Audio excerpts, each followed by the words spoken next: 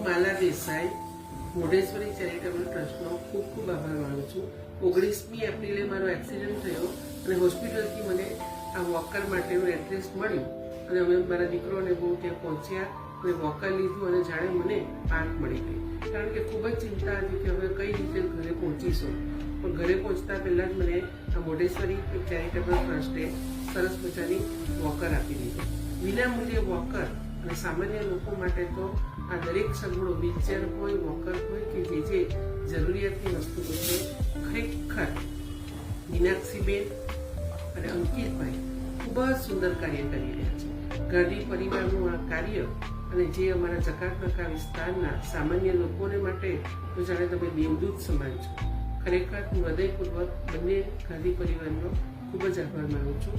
તમે સમાજ સેવા સતત કરતા રહો એ જ અભ્યર્થના સહ ફરી ફરીને આભાર.